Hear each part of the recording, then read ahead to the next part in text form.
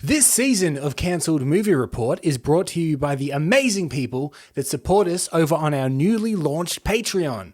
But you know what? More about that later on. Hello and welcome back to Cancelled Movie Report, the documentary podcast series that talks about the best movies that Hollywood never made. My name is Michael Campbell, but you can call me Cambo. And joining me, as always, is actor and comedian Mr. Eden Porter. Thank you very much for having me, Cambo. And of course, we're halfway through a movie. It'd be rude for us not to invite him back as our very special guest. You may know him from Total Reboot or Finding Drago or Finding Desperado, of which he also, I believe, won an Australian Podcasting Award like we bragged about last week. He was humble enough not to. It's Mr. Alexei Toliopoulos. Very much like you guys as well. I believe second place, but I still claim it as an award. Yeah. Yeah, until we win first place, we don't want first place. Yeah, I'm so glad to be back. I'm on the hook right now. I'm going psycho trying to find out what happens next. Hopefully you represent the listeners, Alexei, and people needed to come back. If you need a little refresh, here is a quick recap for you. I've got this bell. Now, if you hear anything that sounds like perhaps it's been repurposed into another Batman movie, I want you to just ring the bell. Any other Batman movie? Any other Batman movie. So I want to explain Batman's monologues, or his voiceovers, because they're done in the context of diary entries, but also these diary entries are letters to his dead father. Yeah, so already we've done away with Wayne Manor. He does not live in Wayne Manor. He lives in a tiny shoebox apartment, and he works in a cargo wreck. We get to see the murder of the Waynes. Obviously, they're leaving the movie theater, and they've just seen Zorro. Yeah. Right? That's the Always movie Zorro, they've just seen. But it's also notable because Zorro is going to be a motif in First off, it's thrown out everything I knew about Batman. Yeah, shitty apartment. He's loading crap into a truck. Then he's looking at a porno theater across the road. And women, they're either damsels or prostitutes in a Frank Miller story. So yeah, that's true. Unfortunately, Selina's been made into a prostitute.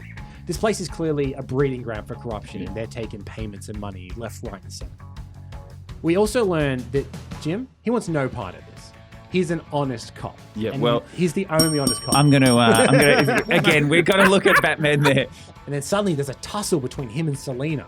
Like he's really kind of going. This is getting quite violent. Yeah. Suddenly, Bruce appears in the room, and crack, she hits Bruce. He's dead. He doesn't know what happened here. He's like, what happened? I passed out. Why is this guy dead? What's going on? He's very confused about it. And then they see a freaking lunatic holding a revolver to a little baby's head in the movie. Far. I had chills listening to that. This is a dirty little freaking movie. Yeah. This is a grubster. Digs through the exploded wooden box, and he reveals his father's heavy silver signet ring. And it bears the intertwined initials T and W. His father's signet ring leaves a mark on its victims. As the T and the W overlap, it resembles a crude outline of a bat. Thank you. There you go. We cut back to Gordon, and despite Man Noon's advice, he's still collecting evidence about corruption in Gotham Floor. Gordon pivots as more baseball bats approaching from every direction. We see silhouettes of dozens of cops swinging their baseball bats at a helpless Gordon. Bruce cuts the hockey mask in half, and he spray paints it black along with the ammo belt and everything. I have everything I need. All the pieces are falling into place. Everything is changed. I am reborn. I will show them no mercy. Father, you will have your revenge.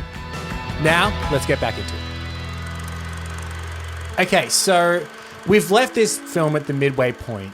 Gordon been beaten badly by the other cops.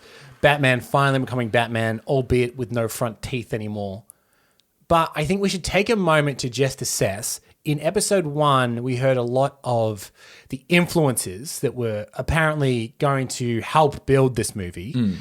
What influences from the ones listed, or even not the ones listed, can you see coming through in this movie? Are there any, Alexei, that you're picking up on? The taxi driver stuff is really crazy to me. Like hearing him going out and buying like improvised weapons and stuff feels very much like the kind of Travis arming himself with like revolvers and then making like those like how Travis Bickle makes that slide in his arm so he can like have a concealed gun that slides out and he can quickly arm himself. Feels so much like the kind of griminess of that coming right through into this version of Batman.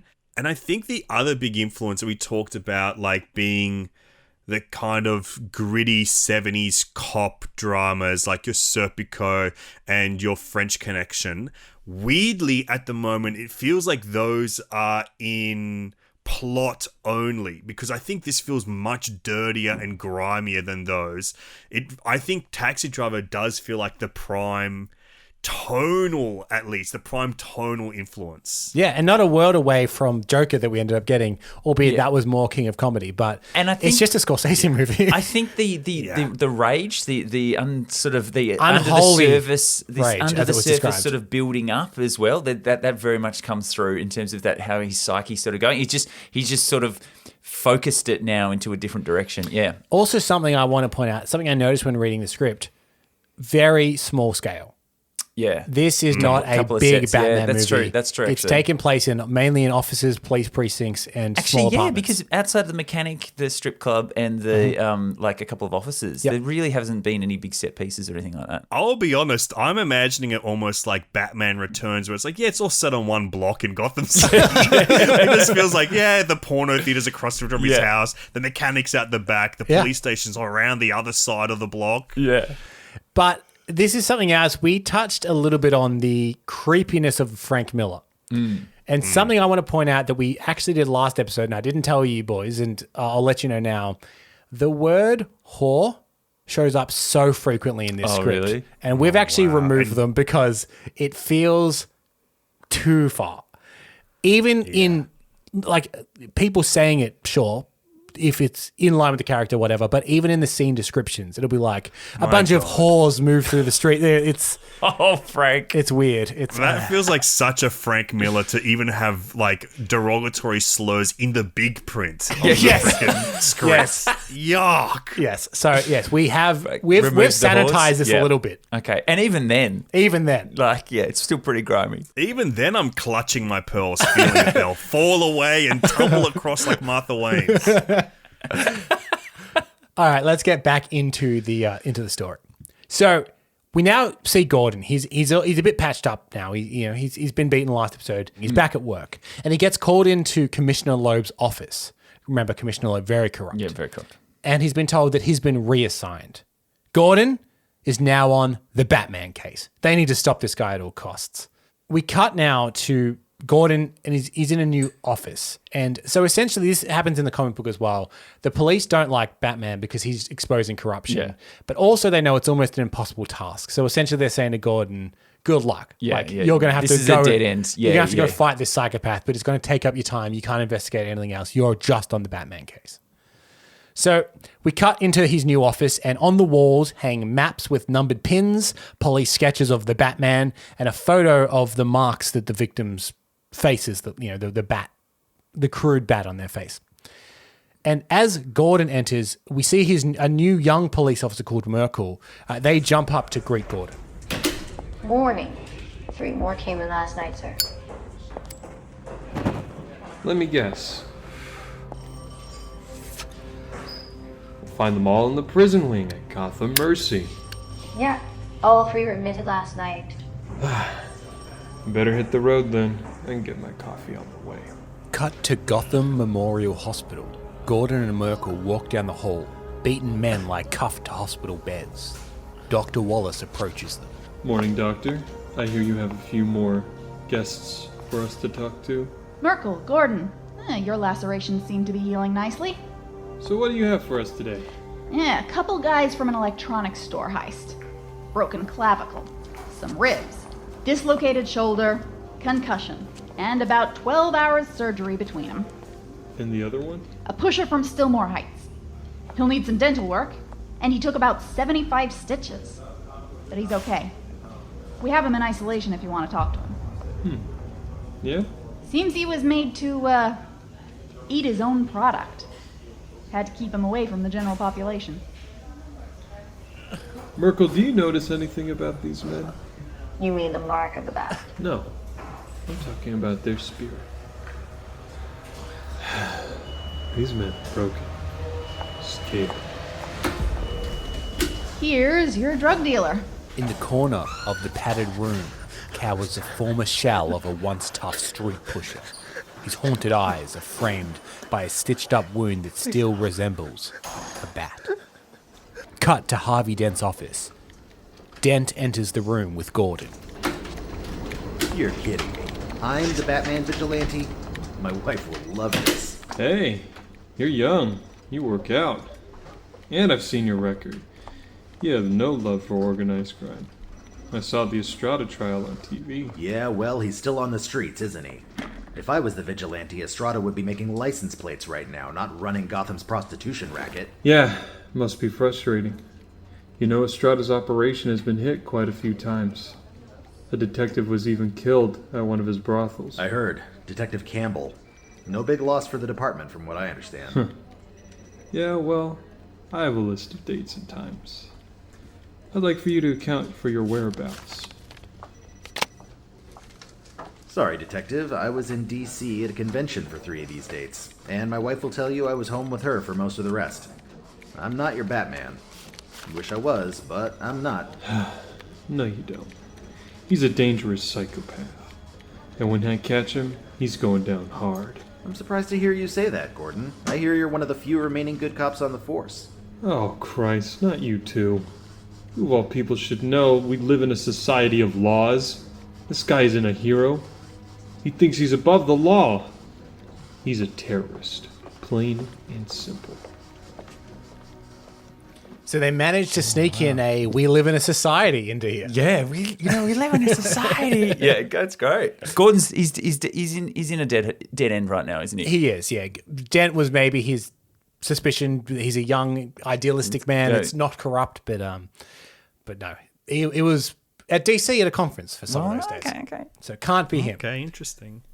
So also, I just want to test here, not that this occurred just then, but we do obviously have the bell, which we're going to call the reuse bell, I guess. Yes. I just want you to test it out, make sure it's still coming through. Great, yeah, we got it. You're going to have to use that one. I'm going to warm up? Okay. Yeah, start cracking those fingers to get ready to tap that bell. Okay, this will be very interesting. So we now cut to the upholstery district in a new cat house. So remember, Selina's been missing for a big chunk of this movie. Yeah, this is true. Yeah, she disappeared. Can I just stop you there for a moment? Aronofsky's version of Gotham has an upholstery district. Apparently so. Like, we've got the furniture quarter and the upholstery district of Gotham. It's well, I mean, I guess maybe they had the theater district as well, which was where the old theater turned into the peep show. So maybe you're going to find out that the upholstery district, perhaps that has also been turned into brothels. Oh, mate, everything's been Because turned into brothels, the upholstery district has been turned into brothels. Oh, good. Okay. My God, well, they had to do something with all those mattresses once all the bed and linen stores closed down in the upholstery district. So we see Selina again. She's with her friend Holly. So Holly was with her in an earlier scene. She's kind of like her best pal. Yeah. Catwoman sometimes is paired with like a little best pal. Yep. Dark Knight Rises, she's got one. In the comic book, she's got Holly. The Batman as well. She's got a roommate, quote unquote. She does have She a does roommate. have a roommate, yep. We're now in a large warehouse, but it's been divided by plywood into dozens of small rooms, all housing prostitutes. Oh, God, this is real Paul Schrader hours going on here. Selina talks about how she feels wronged by all the people in her life that have been taking advantage of them.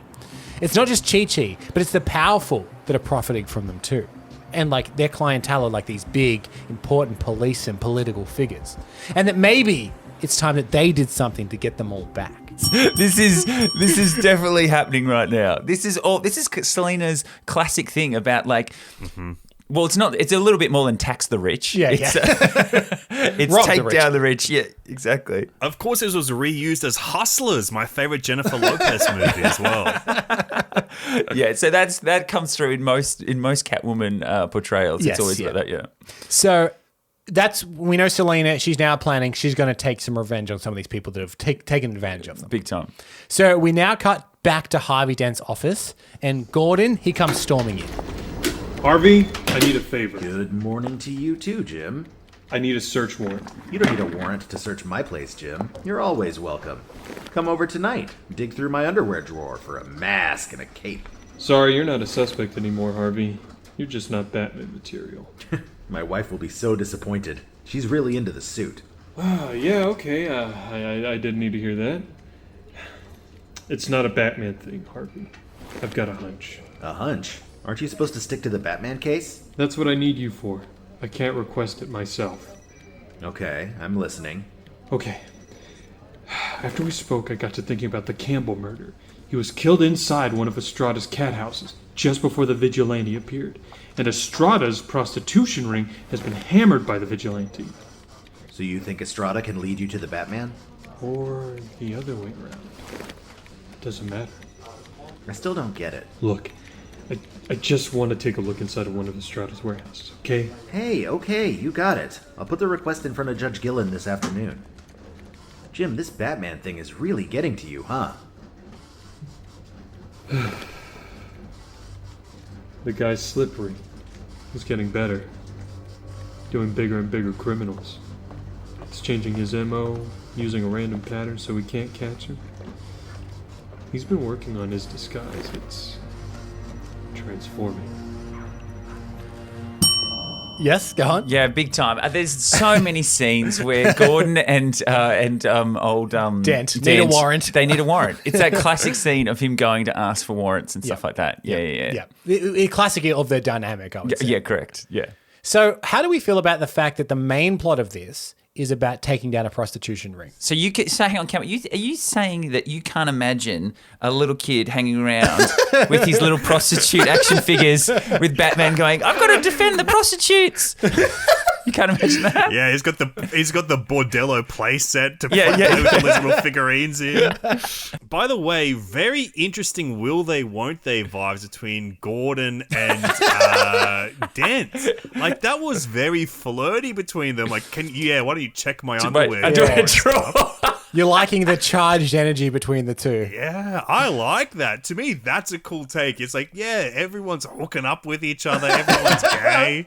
I like that. I hope they bring that into the Batman. Yeah. In this version, everyone's a prostitute. Aren't we all prostitutes in some way? The other thing is, with the crime family, it's usually always Falcone. The Falcone. Yeah, yes. like it's usually always that. But is this in the comic book? Estrada, who is the person they're going after. Yeah. So we learn a bit of information there that all of these prostitute houses are owned by Estrada. Yeah. The very man Dent swore in last episode, Yeah, I'm going to take you and down. Estrada down. Yeah. So this is personal for Dent.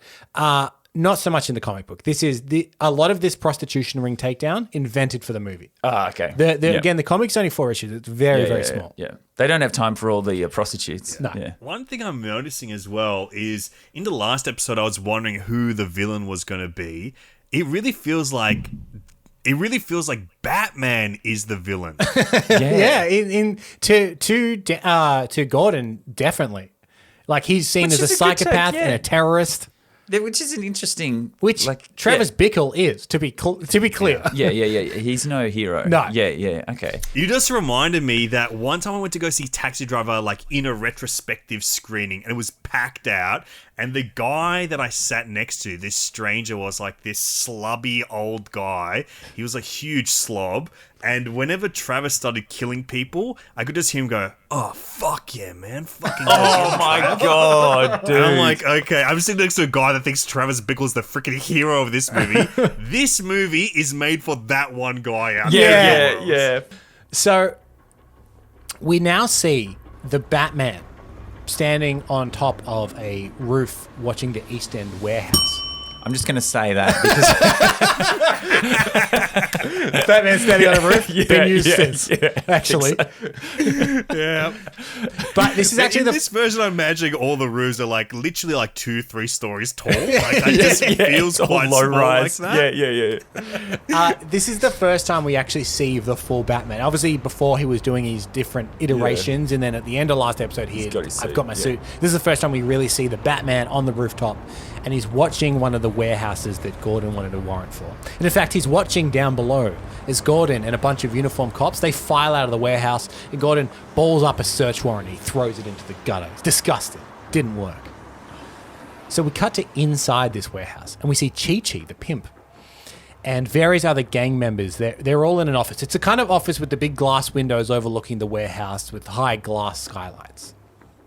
Well, high glass skylights. What? Oh, I'm going to hit that again because someone always smashes through skylights. Batman, the Riddler, everyone. There's always skylight. You see a skylight in a film like that, it's going to be. I think Clooney even came through a skylight. Yeah, He did. everyone- yeah. He introduced himself very politely to Mr. Freeze. Yeah. So yes, they've got important note. They've got the big skylight at the Great. top. But we see that they're all meeting. There's one of the head of this collective of pimps is a guy called Sanchez, and they're mocking the police who just left because they couldn't find anything with their search warrant. And it even it described as like malnutrition women around What, the, malnourished women? Yeah. Because they're like it's now they're at a warehouse down near the docks, so it's starting to indicate that they're like trafficking these women in. Man, this is a dirty movie. This is so... This is grimy at every point. They're like, yeah, by the way, everything's fucked up and sick in this world. It's going to be so gross. So here's a twist that no one saw coming. Crash! A shower of glass drops from the overhead skylight. As the Batman, and he is always in the script called the Batman. Oh, yeah, okay. Well, Wow. yeah. Ding With the bell. Yeah, I've seen another movie that Yeah. does Well, that yeah, too. if it's that to the script. Hyphen between Bat and Man as well, which is something that's not a... A hyphen? Yeah. Oh. Okay, take the ding back out. We don't need it anymore. Yep. So he crashes through the skylight and he lands on Sanchez's desk.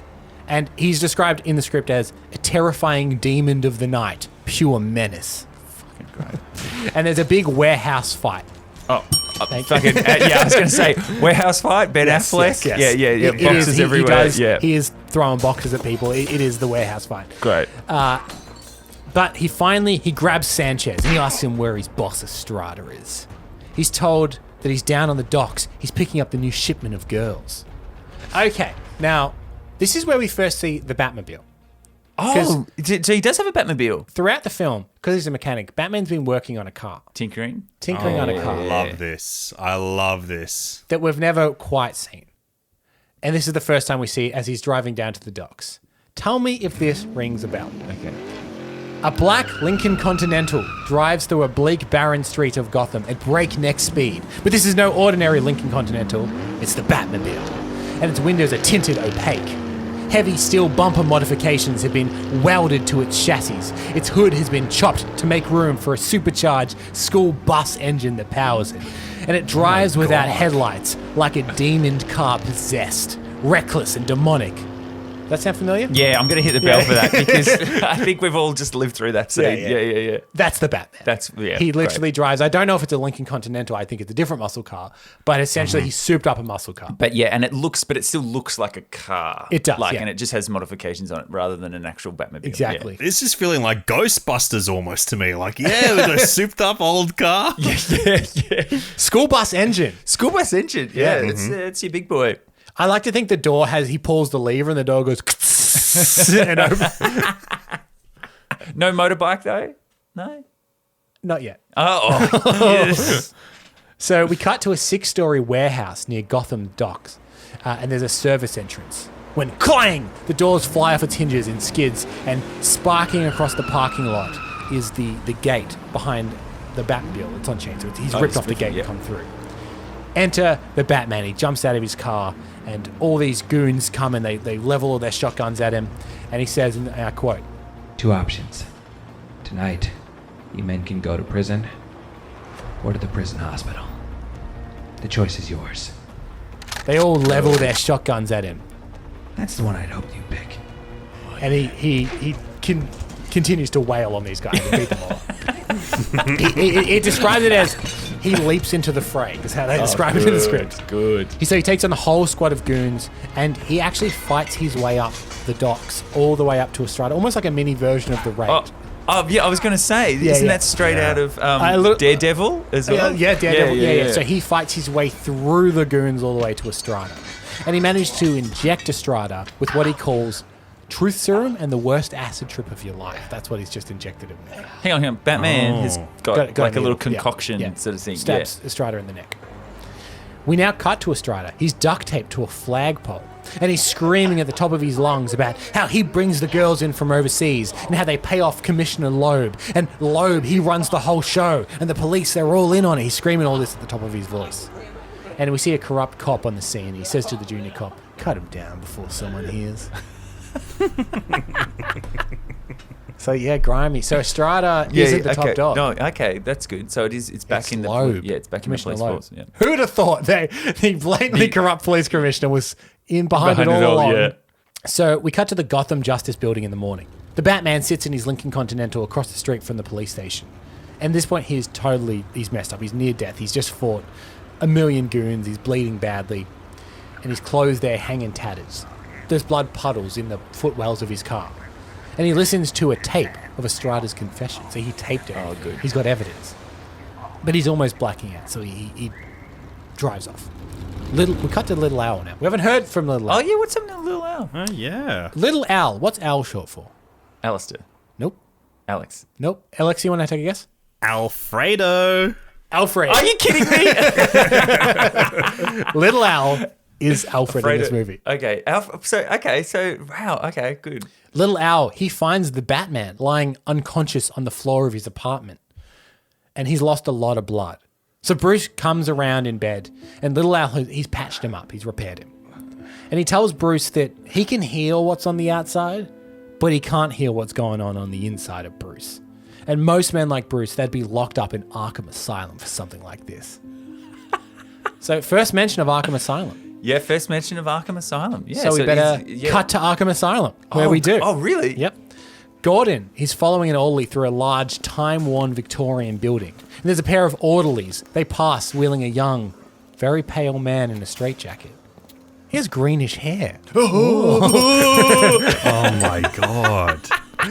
I'm not going to bury the lead. That's the only joke you're going to get. Oh, really? Young man Okay. gets wheeled past Okay. with green hair. But he knocks on the office door, and it's marked Dr. Patricia Holcomb, MD, PhD, Director. So he's talking to the head of Arkham Asylum here, yeah. Dr. Patricia Holcomb. And he's meeting her to get some context around this figure he's searching for, the Batman. Thank you for seeing me, Doctor. I'll try not to take up too much of your time. Not at all, Detective. I've been following your vigilante case with some interest. An intriguing mind. I look forward to hosting it if that's possible. You say that as if you don't think we're gonna catch him. I'm not sure you can. Not alive, anyway. I've read the files you sent over. They describe a man who inhabits a delusional world of great danger and violence. Danger, violence. Sounds about right for the East End. Ah, but this mind inhabits a world more horrible than the East End. A world so threatening and dangerous that it's had to create a new persona, a new identity to cope. This guy's become a demon in order to fight his demons. Exactly. Now, normally this kind of delusion represents the terminal stage of a suicidal psychosis. He's trying to kill himself. Yes and no. Something is keeping it going. A quest or a mission of some sort. Much like the Crusaders in ancient Europe, who were capable of great feats by virtue of their belief or faith. You mean flying, X-ray vision? Nothing like that, I assure you. More like mothers lifting cars off children during emergencies. Or even monks and yogis whose faith allows them to do incredible things with their bodies. So, how do I catch him? You know, before his faith does any more great feats to the citizens of this city. I'm afraid that's your problem, Detective. My job is knowing what makes them tick, not what makes them run. I will tell you this, though. That mind is starting to enjoy its work. It's capable of anything. Come on, Doctor. What do I do? How do I stop him before he kills someone? I suppose you strike at the weaknesses. What is this great delusion protecting? It didn't just come into being overnight. It started long ago with a young boy being terribly, terribly hurt. Huh. Interesting. Thank you, Doctor. Okay, so we're getting a bit of psychology behind the Batman okay. here. Okay, so they're going back to these, back to his roots. I do love the psychosomatic, like looking into, okay, what makes him tick? What do we think of the idea that they're essentially explaining what sometimes happens to like crazed gunmen, where they crave what's called suicide by cop, in which they're going to cause such a panic that the police have literally no option but to take them out in like a blaze of glory. And it's all, I mean, it's Travis Bickle, isn't it? Yeah. Essentially, it's Travis Bickle. Yeah. It feels like we're going into that same final scene in Taxi Driver where he's like, yeah, I'm just going to kill everyone. And I don't care if I survive at the end or not. Yes. Though Rob Pattinson does say in The Batman, I don't care what happens to me. I don't care if I die as well. The difference between this, I'm going to also point out a parallel to Batman Forever, in which Nicole Kidman, playing Dr. Meridian Chase, she's also a psychologist. Yeah. She doesn't quite go as deep into the psychology. She mainly says, you like rubber, huh?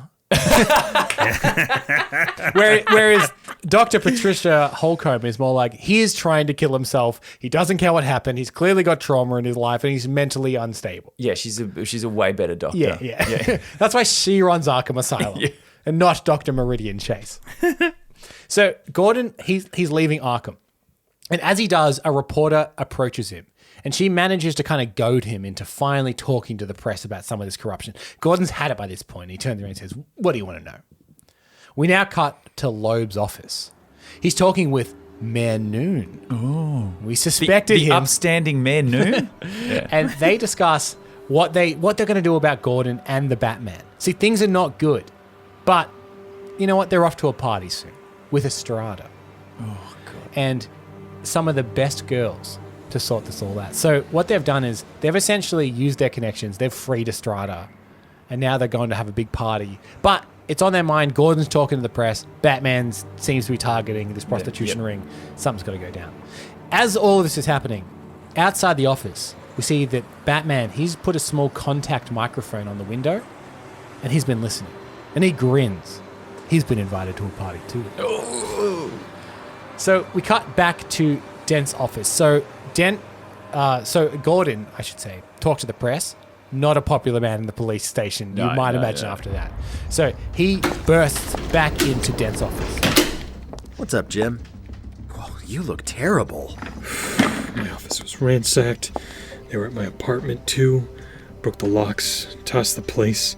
They tried to make it look like it was burglars. But I think it was Flass and his crew looking for my file. I'm not surprised. After that news story, you're likely to be public enemy number 1 to those guys. In fact, that file may be the only thing keeping you alive at this point. Great! Because they found it, and they took it. Here, sit down. Have some coffee. You gotta get out of town. Disappear for a while. Right. I'll go up to a cabin in the woods and die of multiple accidental gunshot wounds to the back. Jesus, calm down, Jim. Just take it easy. There has to be something you can do. Nope. Business as usual for me. I play the good soldier, stay low, and hunt for my Batman. They don't want you to catch the vigilante. They would give you some manpower if they did.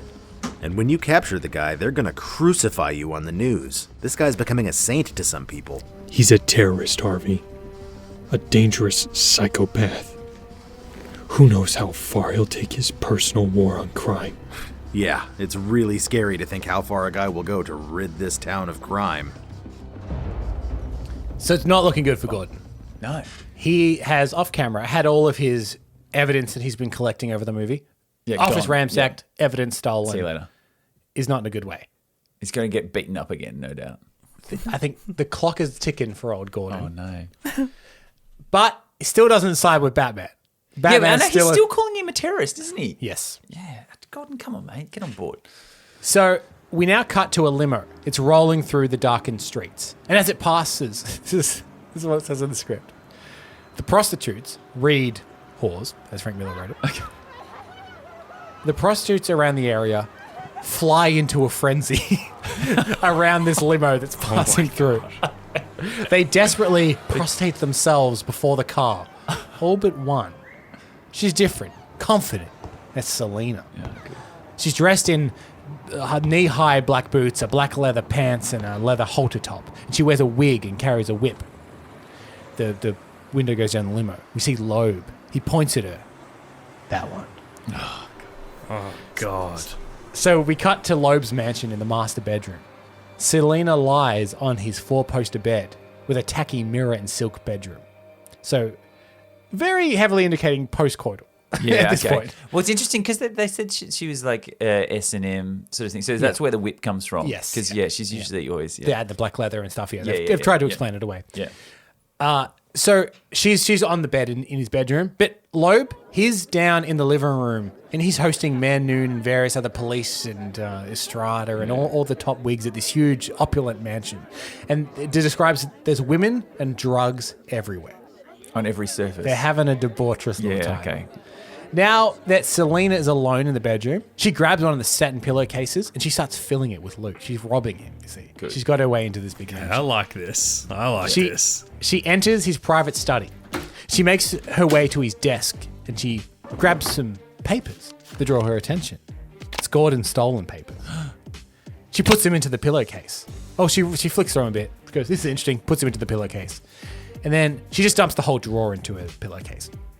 But suddenly, she's kind of set upon by two guards and they think, what are you doing here? You can't be. They see what she's doing. And they start shooting at her to try and stop it. And she ducks behind a desk covering for the... they've pretty much got her surrounded at this point. She's in an office with no way out behind the desk and they're shooting at her. When what should smash through the wall but a Lincoln Continental. Oh, really?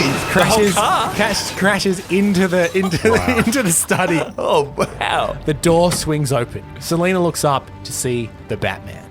He tells her to get in. She does. The heavy Lincoln Continental, it drives across the lawn of the opulent mansion. And from all directions, security guards are now opening fire with machine guns and shotguns and Uzis and all kinds. And they're raking the car with bullets, but they seem to just kind of fly off the car. Selina... Okay, again, this is from the script. Selina stares at the Batman, a little turned on. Oh, wow. Oh, my God. Really? Frankie. Mate, You've been great. Can't help yourself. So there's a brief kind of car chase scene here. They jump in cars and they make chase.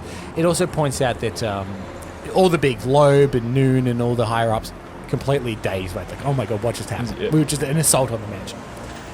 So after a brief car chase, the darkened Lincoln swerves to a stop in the woods. And as soon as it stops, Selina slips out the door of the car and she starts running. Batman gives chase. Remember, he's been looking for her. He wants to know what the hell happened in that garage. Did he kill Campbell? Did she kill Campbell? He doesn't know what happened. All he knows, he needs to catch her, find out what she knows about the garage man that was there, what she knows about the detective, and find out all this. And he managed to tackle her onto the ground, into the wet grass. You really didn't think you could run from me, did you? Selina swipes with her claws. Batman dodges. I'm taking you in. I will not allow murder. Not even for revenge. Whoa! Slow down. I didn't kill that bastard. I just prettied him up a little. Nothing you haven't done. I'm innocent. You hit the garage mechanic. The cop is dead. I didn't kill him. Then the garage mechanic did. No. Chi-Chi came in as I was marking Campbell. He killed him. Said the scumbag cop had taken enough of his money. He was gonna kill me too. Had me pinned. Was trying to cut my wrist with those switchblades of his. Wanted it to look like murder-suicide. But Holly showed up. We fought. Right there on his cheek. I gave him a nice little something to remember me by. And got the hell out of there. I figured you could take care of yourself. Garage boy.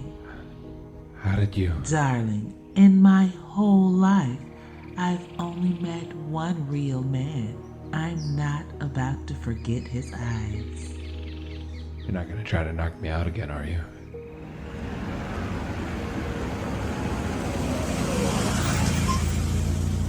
The mangled Lincoln pulls up to a curb on an empty street. I have this bad feeling that the only way I'm ever gonna see you again is if I continue my life of crime.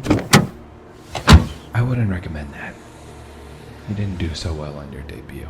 Yeah, well, practice makes perfect, right? Batman holds up the pillowcase. Aren't you forgetting something? Keep it. There's something in there I think you'll find interesting.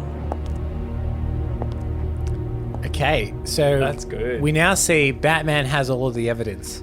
But also, Selina, she didn't kill Campbell either. Yeah, so now we know. She was trying to rob him. Chi-Chi, the pimp, came in and he killed the cop. I like it how it's also alluding to sort of Catwoman year 1 as well. Yeah, Like yeah. she's sort of shit at stealing Yeah. and stuff like that, and she's sort of figuring out, and then she's like, oh, look, I might have to keep robbing to see you again, Yeah. sort of stuff. Yeah. And sort of Oh, setting She up might a have to relationship. steal a few books from the library and learn about how to burgle properly. Imagine if every villain origin was that they went to the library, Library, yeah. and it's always the same librarian every time. Yeah, Riddler's doing a Sudoku. How to create complex riddles. Yeah. So we cut back to Bruce's apartment, and it's now jam-packed with crime-fighting equipment. And he reads Gordon's files. He's intensely reading them over his cramped little desk. And Little Al comments that he's running out of room in here for all this operation. So Little Al, he leads Bruce down the door and into a dark and dusty stairwell, winding down into an underground train repair chamber. Train repair? Go ahead and ring that bell, Eden. That's the Batman. Yeah, exactly. Then they go down into the little underground bit. Yeah. So the Batcave in this is an underground train repair depot underneath the car repair thing. Yeah. In the Batman, his Batcave is an underground train repair depot into Wayne Tower. Yeah, because Because it shows him go in through the motorbike into the train depot along the train lines and he parks up on the thing. Yeah, that's right. Yeah, interesting, isn't it? Far out.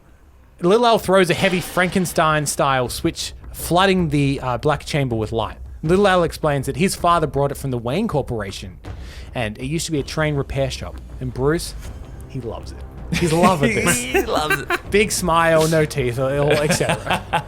So the hunt for the Batman, it's been kicked into high gear. And Gordon, he now has dozens of cops working with him. His cramped little office has been replaced with a full-sized situation room. So this is off the back of the mansion getting attacked, and they're like, "Oh, we got to take We this seriously. really got to Yeah, stop yeah, this yeah. guy." So we cut to the east end in the sidewalk, that one block that they have created for this Everything movie. comes back to you. We see a well-dressed man and a woman and a small boy. They're walking hand in hand through the bad part of town. A thug is following them. The Batman, he's watching this on a nearby rooftop.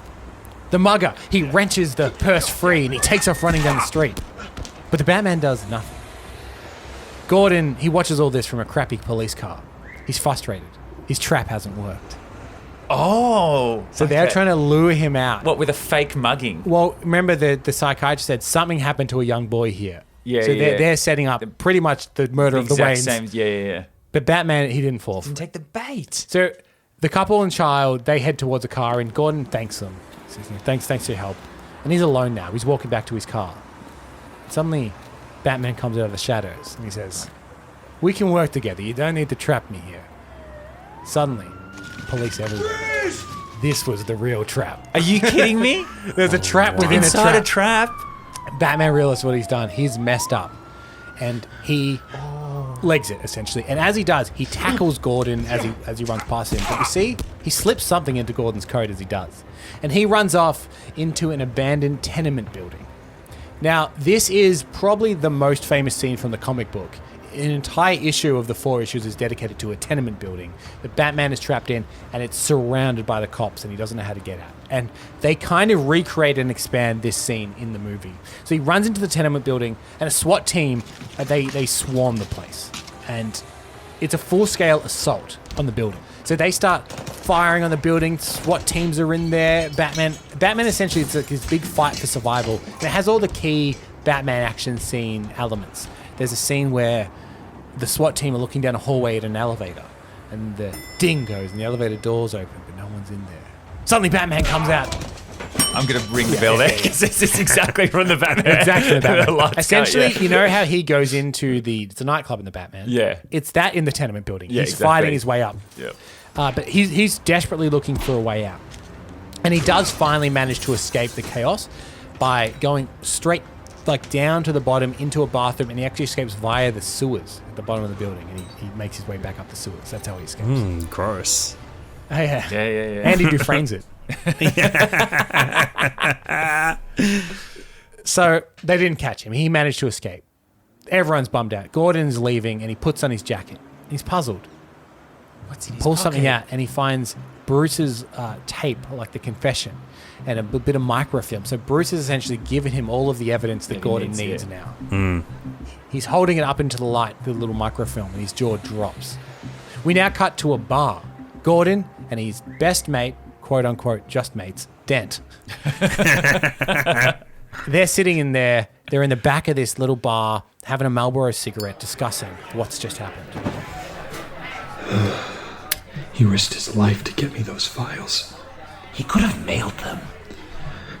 No, not really his style. I think he read my files and wanted to be friends, allies. I don't know.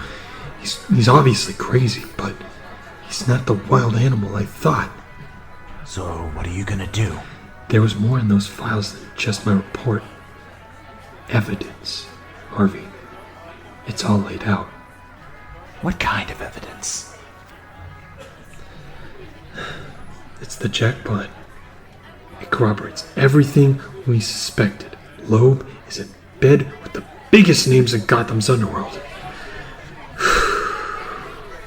We've got his accounting books. It's amazing. That could never be admissible in court. Probably not. But at least not all of it. But there should be enough to get Estrada at least. And who knows, if we play our cards right... It's dangerous, Jim. Who knows what they would do if they knew you had those files? That's the thing. No one knows. The Batman slipped them to me in front of half a dozen officers. No one saw a thing. It was like a reverse pickpocketing. I think we can make this work. They've now got everything they need. Great. They've got everything on Loeb. They've got everything on Estrada. They've got microfilm. They got microfilm. I haven't seen enough microfilm in films since like the 60s and Jimmy Stewart and stuff. What's your favorite microfilm in a film? Yeah, well, North by Northwest. That's that's the go-to microfilm film. The great microfilm moment in cinema history. And remains so, as this never came out. Yeah, that's true. This could have supplanted it, but no, sadly not. So we cut to Gordon and Dent and a dozen uniformed officers, and they crowd the front stoop of a sidewalk in a warehouse. And at the front door, Estrada in his bathrobe, and they hold up the subpoena. They got him. Oh, yeah. They got all the evidence. We cut to the Batcave. Bruce, he's wrapped in numerous bandages, and he's working on a black motorcycle. Oh, good.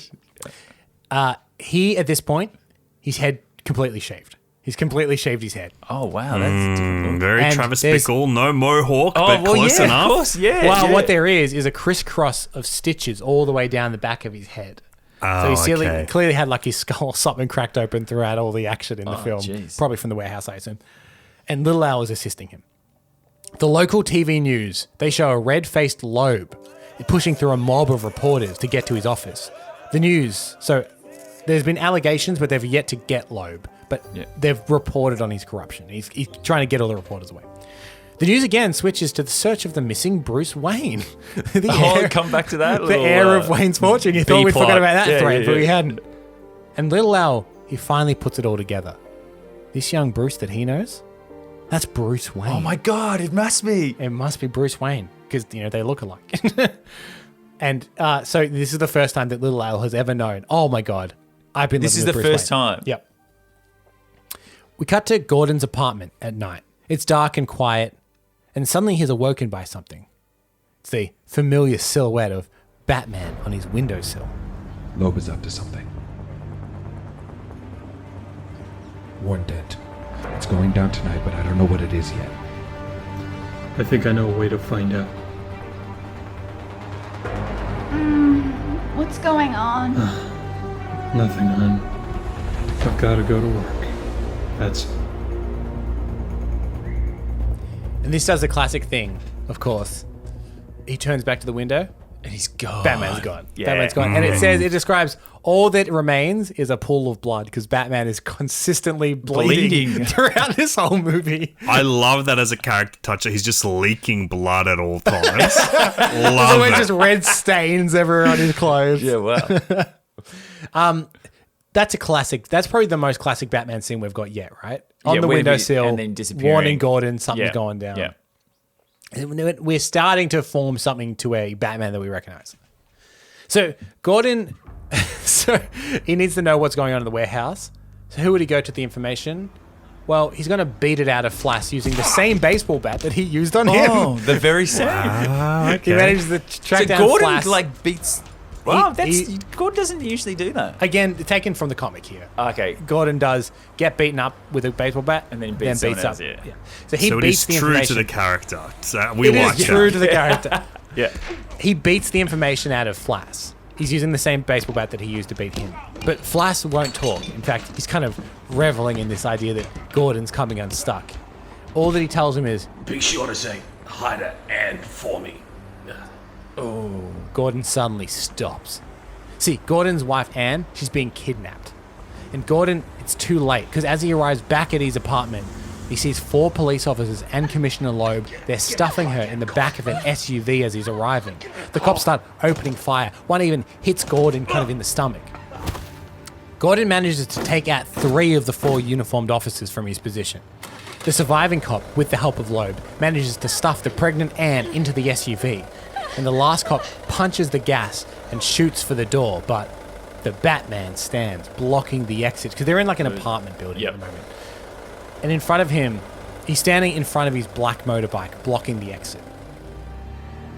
The truck accelerates. He's going to crash straight through him. But instead of getting out of the way, the Batman vaults over the hood of the SUV and it crashes straight through the motorbike. That's literally the end of the motorbike in the script.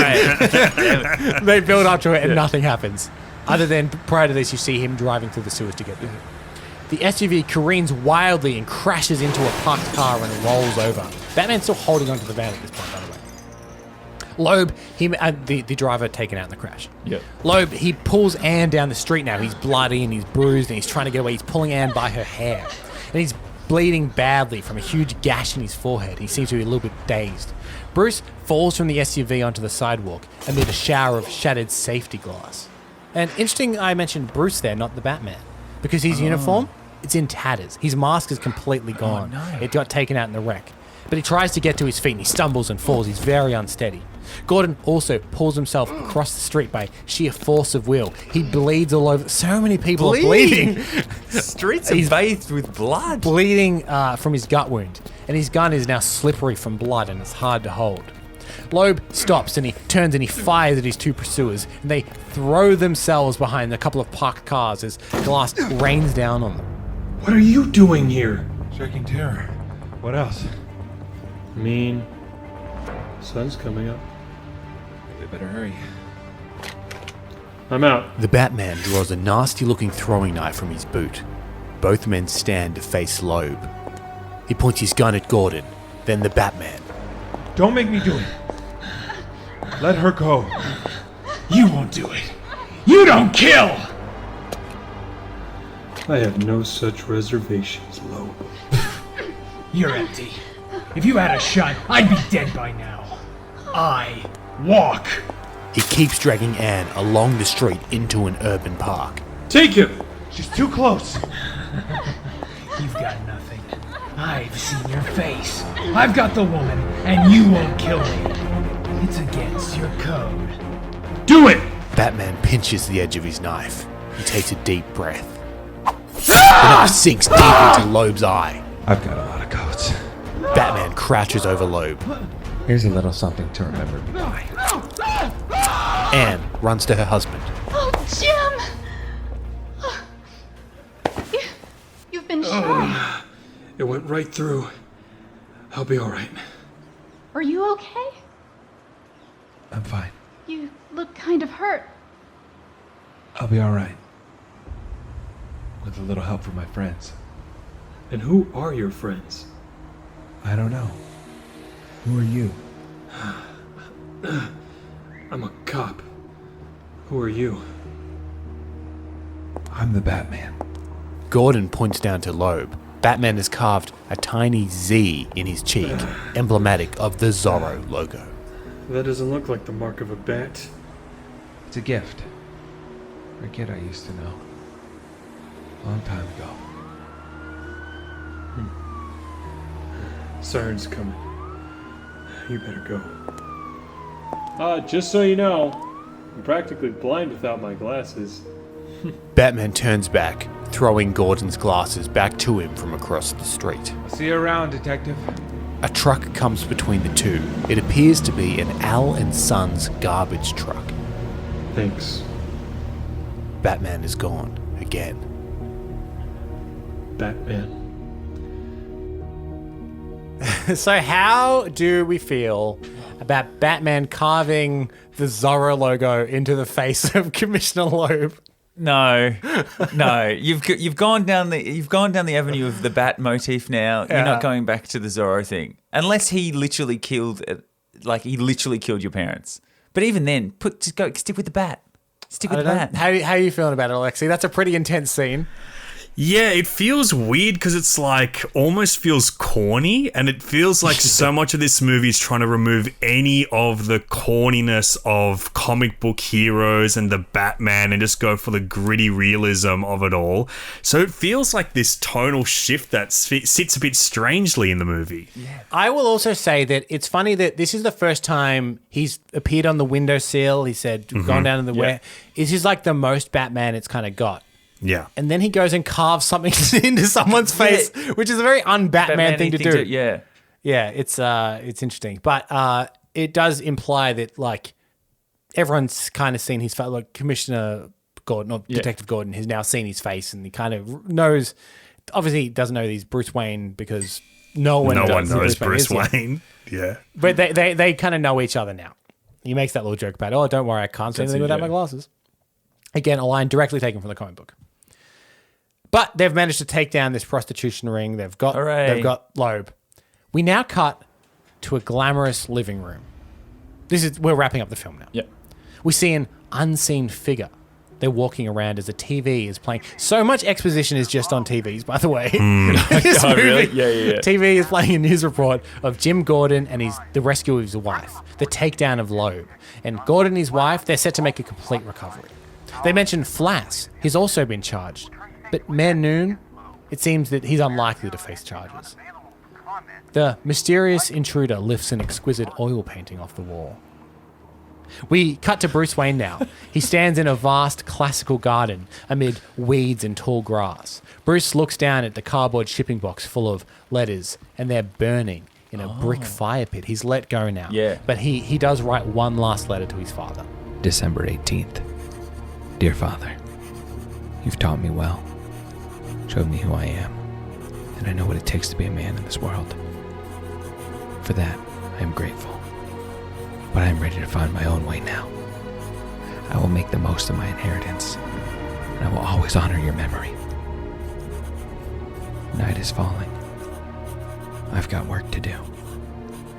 Your loving son, Batman. So he's now accepted who he is and what he needs to do. He's burning the letters to his father. He's calling himself, the Batman. Yeah. As this happens, Little Al bursts out of the back patio door of a fabulous old-world mansion. Bruce smiles as he heads up to the home with Little Al. And the news reports that the missing millionaire, Bruce Wayne, has returned to Gotham City and claimed his fortune. Interesting enough, millionaire in this, not billionaire. Billionaire. Yeah, that's true. Change they haven't times. adjusted for Change inflation. times. The stakes are much lower. Just also the financial stakes are too.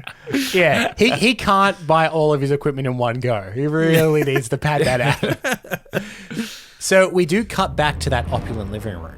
And we see that Selina, she's the one that took the oil painting. Yep. She's working on the wall safe. And she's wearing, at this point, a sexy black leather cat burglar suit, complete with ears, claws, and a tail. They don't explain why she's done that. She's done that now. And the whip hangs on her hip. And she watches Bruce Wayne on the TV.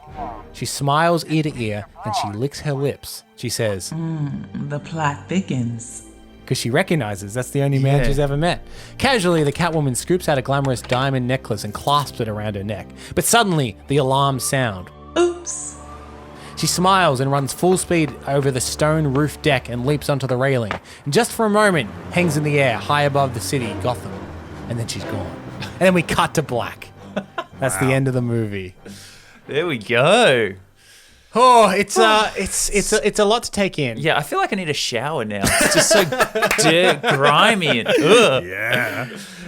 Obviously, we're only taking like initial reactions here. What do we think of this movie? I'm seriously surprised by it, I would say. Like, it's interesting to see how much has been kind of picked from the corpse of this film. I didn't think that too much would ever really translate. This always seemed like it would be such a specific movie. But almost I'm surprised by how much it works. Like, I could see this happening now. Like, this could be the Batman to the Todd Phillips Joker. I mean, I don't like that Joker movie at all. I like this a little bit more. But it only wouldn't work now because it's been, like, stripped bare from all the stuff. And I didn't expect it to be an origin movie. Like, I didn't expect us to get to the point where we've almost... The next movie could be just a normal Batman movie with a villain of some kind. I thought it would still be subversive all the way through. And to the point where I almost thought that we would find out that Bruce was not actually Bruce Wayne. He was like the kid of the guy that killed Bruce Wayne and his parents. And he killed and the mugger killed little Bruce Wayne as well. And he was just like the kid of that guy. And that's why he remembers he remembers that stuff, but not from the right perspective. From a different point of view. Yeah. I honestly think that if Aronofsky heard that pitch from you, Alexei, he'd love it. He's like, we got to go back to the script. I got to change some shit. I know it was cancelled. I don't care. I'm still changing it. No bat signal. They didn't bring the bat signal out. Yeah, no bat signal. Yeah, you know what? I've never noticed that until you just pointed out. But there is no bat signal. Yeah, that's all right. That's right. It's more of a year 2 thing anyway. Yeah, but it's pretty gritty. But of course, what we want to answer on this show is what happened, and I'm going to change this up a little bit. I'm going to ask you, why do you think it was cancelled? I guess the studio would be getting fully cold feet by something like this. It is such a drastic move. It makes sense now when we have seen 2 decades of superhero movies to have kind of revisionist superhero movie, a genre take on a superhero movie. But back in, 2001, 2000 we're looking at? We've got X-Men and almost we have Spider-Man and just the other Batman movies from before and the Superman movies with like Christopher Reeve and stuff. So I don't think we have any sense of like what a superhero movie should be, but maybe we have a sense of what a superhero movie should not be. And I reckon this one's fucking ringing every alarm bell that they've got. Yeah, 100%. It's when you think about trying to market this film to that sort of audience and stuff. I just don't see a studio at the time going like, "Oh yeah, look, we know the angle for this." I think you've both hit the nail pretty firmly on the head. So this is what Aronofsky said. I think that Warner Brothers always knew that this could never happen and they could never make something like this. And I think rightfully so, because 4-year-olds buy Batman stuff. So if they release a film like that, every 4-year-old is going to be screaming at their mums to take them to see it. And they really, really need a PG property. But there was a hope that at one point, in the same way that DC Comics puts out different types of Batman titles for different ages, that they might be able to be doing the same for movies at different levels. I was pitching to them an R-rated, adult fan-based Batman, a hardcore version that we would do for not much money. It wouldn't get any breaks from anyone because it's Warner Brothers and it's Batman. But you could do it for a smart price, raw and edgy, and make it less for the fans and more for adults. Maybe shoot it on Super 16 and maybe release it after you release a PG one and say, that one's for kids, this one here is for adults. Wow, this is Joker, dude. That's exactly what freaking Todd Phillips said. Yeah. Wow. Okay. So the interesting thing then is he was like, they're never going to make this, but I'm going to make it. If I could make it super fucking cheap, and it could just make back its money, then there's still a chance. Which is again, look at the scale of it. There's the warehouse assault and the mansion assault are probably the 2 big action scenes, but comparatively to what has come since, and even the Nolan movies, it's pretty small. It's a pretty small movie. The other thing, because even they had this exact same argument when Tim Burton came back for Batman Returns, and they're trying to make grotesque penguin-like things in Happy Meals. They're trying to give because they were just like, this is the marketing that we need to do. We need to get it out like this. So there's no way they were doing anything like that with this film. So Frank Miller has also talked a little bit about this as well, and he has claimed that of the 2 of them, it was actually Darren Aronofsky that was pushing for the darker tone. And what Frank Frank was writing a script and he said Aronofsky kept saying to him, it's not dark enough. It's not dark enough. You need to go darker. You need to go more warm. What do you mean Bruce has teeth? Get rid of that. Yeah. I mean, I guess that makes sense because Frank Miller would have a little bit more allegiance to adapting the character in some way and introducing people to the character on a bigger cinematic scale. So I guess I can see why he's in that corner. But Aronofsky's like, yeah, I want to make the movie I want to make, which is Serpico with freaking people's heads getting cut off and stuff in it. And I would like, if you look at any director like Aronofsky in their young years, I think they pride themselves on being real subversive and this ain't your papa's Batman movie kind of thing. Yeah, so totally. I can imagine him being like, I'm going to make the most fucked Batman you've ever seen. So yeah, Frank Miller had said, people always assume the opposite, that Frank was the one pushing it, because Frank Miller's Batman is always a darker Batman and he's notorious for always deconstructing Batman as like the guy that dressed up like a bat is not okay. Yeah. Like he's definitely something wrong with him. But yeah, he's always claimed that Aronofsky was the one that was driving this. A couple of things have come from this. So Warner Brothers decided that, you know what? They were going to save Catwoman actually. They were going to save her for her own movie. Oh, yeah. Which, whoops. We all know how that panned out. Yeah, exactly. And then, now, Alexei, you alluded to this in episode 1, but at this point, Warner Brothers taking all kinds of pitches from all kinds of filmmakers. We've covered Batman vs. Superman, which is around this time, and a pitch came in from Christopher Nolan, and elements of Batman Year One essentially bled over into Batman Begins. But Batman Begins is a page 1 rewrite. I'll admit, we were talking about all the things that have overlapped. None of this overlaps necessarily with Batman Year Begins, One. yeah. Other than there is a scene in which Batman escapes a warehouse in Batman Begins. He uses his bat signal.